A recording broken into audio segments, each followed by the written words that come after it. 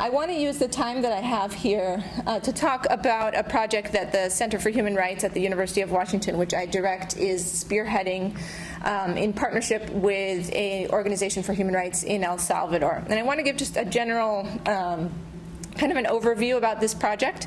It's a project that I believe, well, it has many different components. I'm going to talk a little bit about those different components. And I think it has the potential for a particularly fruitful archival component. That's not a component we have currently developed because we lack the capacity in-house to do that. And I know many of you have expertise in that area, and that's one of the reasons I'm so excited to be here today, is to hear more from all of you and learn more from all of you. So I'm going to talk as briefly as I can to give you kind of the background overview of what we're doing, and then maybe we can have a little bit of a dialogue about some of the areas that, at least from my point of view as a human rights person, I see might be particularly fruitful for engagement with archiving or information sciences in general. So actually, before I start, I should explain. So our project, we've adopted the name Unfinished Sentences to convey the pending debt with justice that lingers in El Salvador today, even this many years after the armed conflict in El Salvador. And I'm just going to give a very, very brief description of the tragedy that befell El Salvador and that has left us with this grievous debt.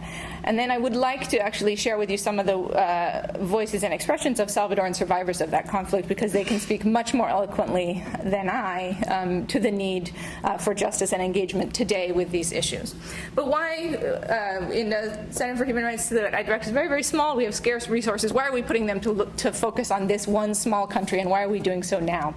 Well, El Salvador, as you probably know, suffered a very brutal and bloody civil conflict between 1980 and 1992, a war between government forces and leftist guerrillas organized under the umbrella group, the FMLN, in which it was estimated at the conclusion of that conflict that at least 75,000 civilians had been killed, and most people regard that as a very conservative estimate. The truth is we really don't have very serious numbers to tell us how many may have perished. It's particularly important to note from the point of view of an American university where we are today, that the United States supported the Salvadoran government very heavily throughout the war, at some points in the war supporting the Salvadoran government's military effort with a budget that exceeded the national budget of the country of El Salvador. So there's a very outsized influence of the United States in what happened in El Salvador. At the conclusion of the war, a UN-sponsored Truth Commission, which had relatively few funds but did the best it could with what it was able to do in terms of research, concluded that around 95% of those who perished in the war had been killed either by the government forces, that means the military and the security forces, or by the shadowy death squads that were aligned with them throughout the war. Some 5% of the killings were attributed to the guerrilla groups, the FMLN. Now, only 5 days after the Truth Commission released its findings, the legislature passed an amnesty law. It was a full-stop amnesty law, a blanket impediment to prosecution in any crimes that occurred in the context of the war. And that amnesty law is still on the books today, and it's frequently invoked by those who defend the status quo in El Salvador and say, this is why we can't look into these crimes of the past. This is why we can't have investigations, why we can't do anything. And so the word that's most frequently used to sum up this state of affairs is impunity. If you look up the word impunity in the dictionary, you'll see it means lack of punishment. And of course, on one level, that's what we see in El Salvador and in other countries that have experienced similar problems. But I think it's important to look beyond criminal punishment and understand that impunity is really a culture of a lack of acknowledgement of victims' suffering, a lack of listening to their voices, a lack of allowing them to be full participants in society. There's been no investigations of the crimes that occurred in El Salvador. There's been no reparations for victims. There has been no serious effort to restore victims' dignity in the wake of this. And as a result of that, many victims today are still looking for basic information about their lost loved ones. Many are still hoping one day to recover the remains of their lost loved ones and give them a dignified burial. So sometimes when I talk about this to audiences in the United States or outside El Salvador, people will say, well, why are we going to worry about this now? It's 30 years later. This is a new day. But that's very clearly the perspective of one who is not a victim, because when you talk to those victims, their victimization continues today because of climate of impunity that prevails in the country. And so that's why this is a current problem, it's an urgent problem, and that's also why we have titled our effort Unfinished Sentences, because it's really sentences that have yet to be fully spoken, both in the judicial sense of the word, but also in the sense of expressions, hearing from victims their truth. And I also want to emphasize that as Americans, this is also our history. This is a history of U.S. tax dollars and their expenditure. It's a history of policies that were designed by American advisors. And it's a history from which we have failed to learn our own lessons. I think that's very important. There's been no systematic examination of the United States policy in El Salvador, for that matter, anywhere in Central America. And I would say that that is much to our impoverishment as we continue to repeat many of the same mistakes elsewhere in the world, in my opinion. But that's enough about hearing from me. As Monsignor Romero once said, there are many things that can only be seen through eyes that have cried. And so I think to do this topic justice, we should listen just briefly to some of the words of those who have experienced it most directly. And I'm going to try to show you. Yes, this is a rough cut, it's pretty near final cut of a very short documentary that our team has produced. So I'll, without further ado, let you hear it, and then we'll talk.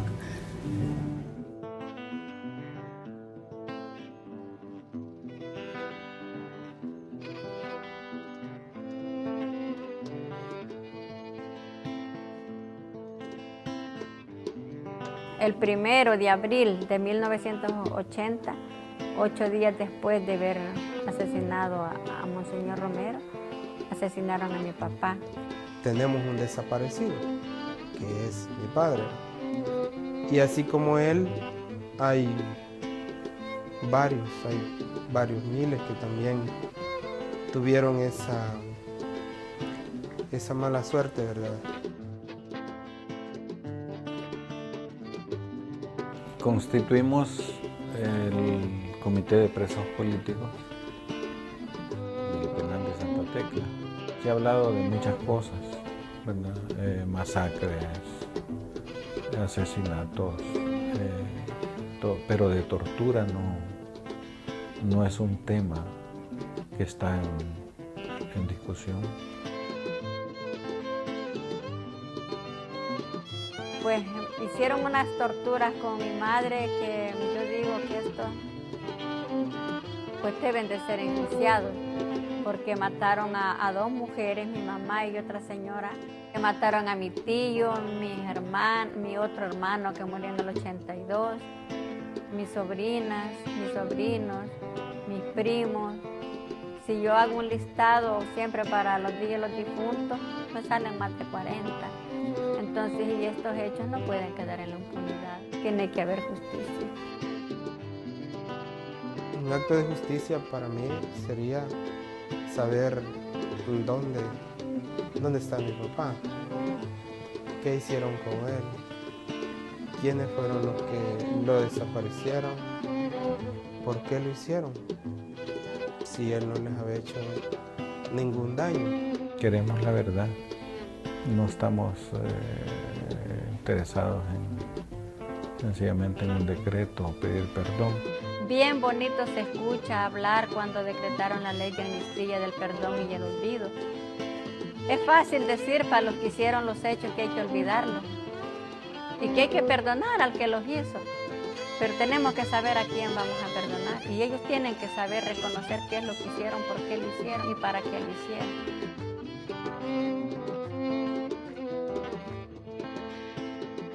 En El Salvador la ley de amnistía sirvió, digamos, para encubrir asesinatos, básicamente, para negar la verdad y, por supuesto, para impedir la justicia. Bueno, estas leyes de amnistía en general son vergonzosas, ¿eh? Y como digo, tratan de negarle su dignidad a los pobres, a las víctimas, a la gente sencilla, etc. Pues para mí lo justo sería eso de que deberíamos tener una sociedad más equitativa, donde las leyes fueran parejas para todos, donde las leyes no protegieran al poderoso.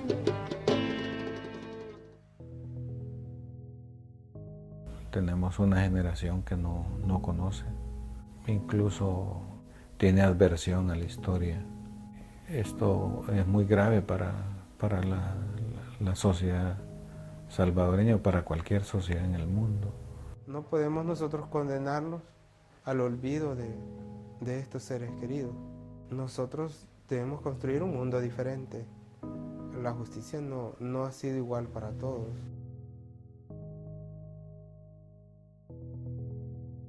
Es una responsabilidad del Estado, es una responsabilidad de los actores que fueron los principales en hacer estos hechos, que hagan algo por las víctimas. Se necesita una atención psicosocial como para aliviar el dolor, aprender a vivir con el dolor, porque no es que se sana, lo que uno ha vivido no se cura, pero aprender a vivir con el dolor. Hay que dar una atención a estas personas que lo necesitamos.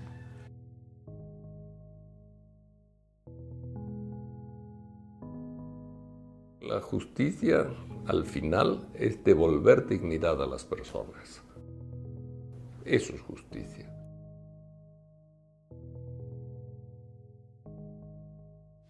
So our project aims to respond to some of the ideals of justice that are captured in this film and many others that we've heard from other victims and victims advocates in El Salvador. We have been working in partnership with an Institute of Human Rights at the Universidad Centroamericana, or the UCA. It's a Jesuit university in San Salvador. It's also the site of the massacre of the Jesuit priests and their housekeeper and her daughter in 1989, which many of you may have heard about. This is an institution with a long trajectory of activity and leadership in human rights. So there are direct counterparts on the ground in El Salvador. And together we have been working on a project which aims at truth, justice, and reparations for victims of crimes against humanity committed in the context of the Salvadoran armed conflict. Reparations here are understood in the holistic sense. That could include monetary reparations, of course, but it also includes moral reparations or other forms of reparation. It's not limited to a financial payment. So we've been working with them now for, I guess I would say, about 2 years. And the first cycle of that activity culminated in March of this year, 2013, on the 20th of March, actually, which happened to be the 20th anniversary of the passage of the amnesty law that, as I mentioned before, was passed just 5 days after the Truth Commission released its findings. So this was a symbolic date and an important one to call attention to the ongoing need for justice in El Salvador. And so what IDUCA did in coordination with a coalition of victims from around the country was file on that day, on March 20th, file an unprecedented number of criminal charges with the Salvadoran, it's sort of the rough equivalent of the prosecutor's office. So that was 43 criminal complaints that were filed and 2 constitutional challenges. The 2 constitutional challenges, one was against the amnesty law itself, and the second was against the current penal code in El Salvador, which allows the application of statute of limitation to crimes against humanity, which is not in keeping with international human rights norms. So this was a symbolic date, and it's the date at which we closed the first cycle of our involvement with IDUCA. And since then, we have been working into a second cycle of activity where we're seeking to deepen our involvement in a number of ways. And that's basically what I wanted to talk to you about today. As I was preparing to come here, though, I was faced with the dramatic and really shocking, actually, news that there was a historic breakthrough for justice in El Salvador this week. And if you didn't hear about it, you shouldn't be surprised because it wasn't covered at all in the international media, which is lamentable, although perhaps not surprising.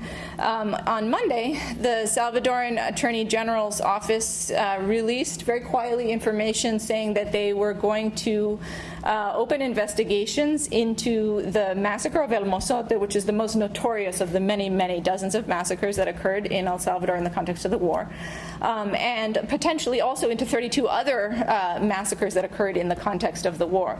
This is something that for 30 years they have not only failed to do, but have openly said they would never do, right? The government and the judicial system of El Salvador has been completely intransigent in response to the victims' demands of justice until Monday.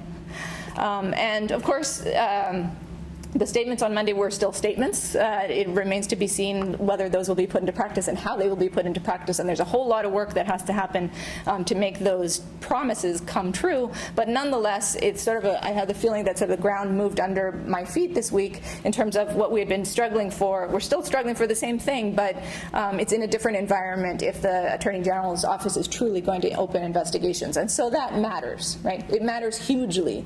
It matters tremendously to victims, and it should matter to all of us who care about justice in El Salvador. It's a sign that some of these activities are starting to resonate, are starting to gain traction, and that there is an opening for change that we haven't seen in 30 years, which is pretty amazing. So I'm much more hopeful talking about this than I would have been last Thursday. And I generally am a pretty hopeful person, so this is good news. What I want to talk about, just very briefly to give you the overview of what we're doing, there's sort of three general areas in which we're working, and each of them is complex and could be understood as sort of a standalone pillar of activity, if you will. But I've represented them here as a circle because we're attempting to do this in as holistic a fashion as possible. And I think that's really very important and a somewhat unusual approach. So what I want to talk about now is sort of why this holistic approach matters, why I think that archival work could form a key part of this strategy. It's, as I said before, something we haven't yet developed, but I think it's just it's a very fertile ground for development. And then I would love to open the floor to all of you and hear your thoughts and questions and ideas about where this work might go. But first, let me tell you a little bit more about the methods that we're using, or the holistic approach that we're trying to take. As you probably know, human rights isn't just a topic for inquiry. It's not only studying things like mass atrocities, but it's also a method as well. And usually when people talk about human rights methodology, they would emphasize things like focusing on process rather than products, for example, or on participation, the participation of rights bearers, the people who have rights. And those are, without lapsing into too much jargon, I would say there's a simple reason why this is true, and that's because human rights, at least in my book, are fundamentally about power differences.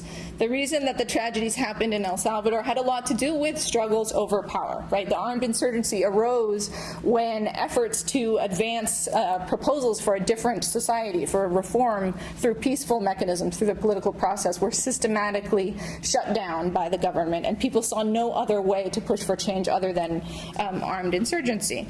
And then the reaction to that armed insurgency was a way in which those in power decided to defend the status quo, right, by reacting with violence.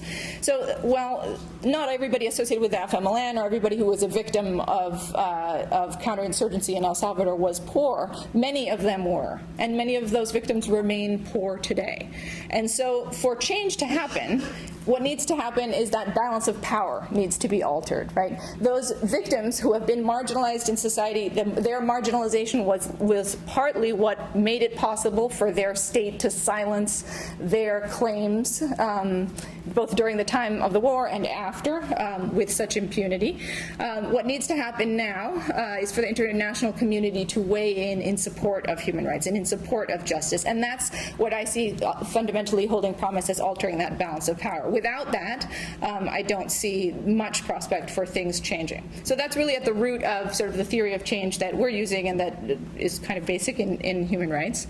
But it also comes with some procedural implications in terms of what we're seeking. Truth, justice, and reparations aren't really things that one achieves. They're processes that one opens or that can be opened. They need to be participatory processes, and they need to be processes that in this context are victim-centered or victim-driven, right? The idea of human rights fundamentally is not about giving something to someone, right? It's about each person as a rights bearer claiming his or her rights. And those who have tried to do so and have been unsuccessful in doing so, we can support them, but it's not because we're giving them their rights, it's because they themselves would be empowered to demand their rights and to insist on their rights. So this may sound like a lot of kind of I don't know, jargon, but the reason that I think that's important explanation is because that's why all these things need to be holistically linked to one another. So we have efforts in the area of historical memory, and I'll talk a little bit about those. We're also doing work in legal accountability, and we're also doing work in communications. And I think if we were to attempt any one of those things in isolation, our results would be much poorer. So, in terms of historical memory, well, the whole process, as I said before, has to respond to what victims are articulating as their needs and wishes. Otherwise, it'll never work. And that means it has to begin with some bottom-up inquiries. These are actually two graduate students from the University of Washington, and they are visiting with one survivor of the Civil War who's active in the Survivors Committee or Historical Memory Committee in her particular area. And what we're engaged in now, it's sort of the early part of the second phase of our collaboration with Idiuca, is focusing on one particular set of communities that have been really well organized. They have very active and responsible leadership at the local level in terms of survivors and historical memory. So we decided to take them on as a pilot project. Well, in our first phase of the work, we were presenting legal cases and investigating work sort of with a much more national scope, and we're continuing to do that as well. We decided for the historical memory work we needed to go deeper and to focus on a particular locality. And so this summer, Ursula, who's the student here in the black and the jeans, she has been working with the Survivors Committee in that area, asking them, well, what does justice mean to you? What are you struggling for? What do you want? You may have noticed in the short video I showed that many people were talking about justice in more expansive ways than sometimes it's assumed. It's in the United States or outside of victim communities. Sometimes we tend to equate justice with, that guy behind bars kind of thing. And that's important. Certainly many victims do want to see specific perpetrators behind bars. But many others are looking for much broader things. They're looking for a chance for their stories to be told and honored. They're looking for a chance to uncover the truth about what happened, or to share truth that they know with others and have that truth be respected and heard. So it's not so much about, for example, oftentimes I find that people here will say things like, well, it's about the search for closure. Well, Rosa is one of the victims that you heard from in the video, and she says quite eloquently, we're not talking about, there's no cure. There's not really closure in the way that oftentimes I find Americans talk about it. That's not really what people are seeking, but they're seeking a way to live with the pain. And until that process begins with truth and begins with acknowledgement of what happened, they can't live with that pain any longer. So we've been working, as I said before, with this particular community, asking them what processes they'd like to see. And a lot of those processes that they're talking about relate to the sharing of their stories. Right? They thought about, they have an objective of a book, for example, in which their stories would be included. But they also want their stories to go beyond those who might hold that book in their hands. And so that's where the idea of a video archive might be particularly appealing. It's something that they have identified themselves as something they would like to be a part of. So that's the historical memory work, talking to them about what they want. But that also has to feed into the legal work as well. So in the phase 2 of our collaboration with Idiuca, we are digging in a little bit deeper, starting with those 43 cases that were filed in March and looking at structures and specific perpetrators behind some of those acts. In Seattle, a lot of the work we're doing involves the use and analysis of declassified documents, also accessing particular eyewitnesses who happen to be in the United States or Europe. Our counterparts in El Salvador are interviewing victims there. And we also have a team headed by Baltasar Garzón, who's the Spanish judge. You may recall he became quite well known for indicting Chilean dictator Augusto Pinochet. We're very fortunate to have him have joined us at the University of Washington, and so he's heading a team of lawyers who are also active in this legal sense, or in the legal effort. This works hand in glove with the historical memory work, because some of the shortcomings sometimes of the legal accountability work is that given scarce resources, you can only focus on a very limited number of cases. They're not always representative cases. It's not always a process that victims control. It can be even a re-traumatizing process for victims, the very long, drawn-out court battles in which they have a very limited voice. And so we think it's very important to nestle that legal activity within a broader structure of victims telling their stories and seeking truth and information about what happened.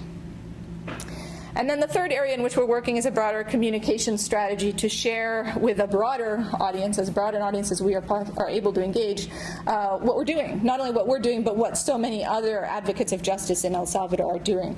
Because El Salvador has slipped from the national and international headlines. It's not something that you read about every day. But there are a number of very important and courageous, although all too often rather isolated efforts going on, different teams of advocates working in different ways There is really no central place to find out about this. So we think that by sharing information not only about what we're doing, but what is going on in terms of justice efforts in El Salvador, that's a very important way, partly because our mission as a public university is to educate the public about these issues, not to work only behind closed doors, but also partly because we know that, as I said before, if we don't do things to alter the balance of power that has for so long favored impunity in El Salvador, no amount of highly technical legal arguments is going to tip the balance. That's not the way these things work. You need the highly technical and accurate and innovative legal arguments, but you also need the political pressure brought to bear on the offending government so that they sit up and take notice. And so that's why we want to have a communications campaign that also includes ways in which people can take action. We're currently in the process of designing that website that will include things, click here to send a letter to the Attorney General of El Salvador, for example, or other actions that people can take in coalition with other human rights groups as well. It's not that we're designing this alone. So we think that that is very important because that kind of public pressure will make the legal efforts more successful. And for that matter, that broader public audience will also make the historical memory efforts more successful because ultimately the victims, what they want is to share their story with a broader set of people. They want that broader set of people to be moved by that story, to take it in, to take it seriously, and to do something in response. If the victims are just telling their stories into a void or into a very small number, a tiny audience, that's not really a form of reparations as effective as it could be, because part of reparations is treating their stories seriously and making sure they're shared with a broad audience. So we believe that sharing the communications part increases the effectiveness of the other parts of our work. What this is a picture of is so in January of this year, we sent a team of graduate students from the University of Washington with expertise in digital media to El Salvador to train a Salvadoran team in digital storytelling. We set them up with some of the equipment so that they could themselves record victim testimonies and victim stories as part of this effort. And in fact, it was partly through that digital storytelling workshop that the video I showed you earlier was created. So our goal as much as possible is to transfer skills and capacity to our Salvadoran counterparts. But from there, I wanted to talk a little bit about some of the ways, and I mentioned this already just briefly, that I think digital archiving could become a more robust part of this project, and ways in which I think it could be very positive. What this is a picture of is it's Centro de Formación is like a training center. So this is kind of like a community center in an area called Arcatao where we have been working. You can't quite see all the murals in this image, but this is a place that the community has chosen to tell its story, its history. So there's murals. The community has also gathered a small museum of artifacts, which were shown some in the video that you saw of the war. They have made efforts to create a physical space. It's still incomplete. They have a goal to build a larger structure and to continue exhuming some of the mass graves where bodies were buried so that those remains can be recovered and interred in this memory site. So this is an incomplete project, but it's a physical space that they're hoping to expand upon. At the same time, it could be very valuable to have there be something beyond that physical location because there are so many people who are not able to access the physical site itself. The community members in this area are particularly concerned about, I would say, two things. One is generational transfer. That also is mentioned in the video. Many of the survivors of these acts are becoming very elderly and passing away, and they're afraid that their stories will die with them and that young people aren't hearing that story. It's getting lost. That history is not getting captured. And so that's part of the reason that they're interested in recordings of their stories, in a video testimony that would enable that knowledge to be preserved, and they believe, therefore, shared in a more appealing form with younger generations.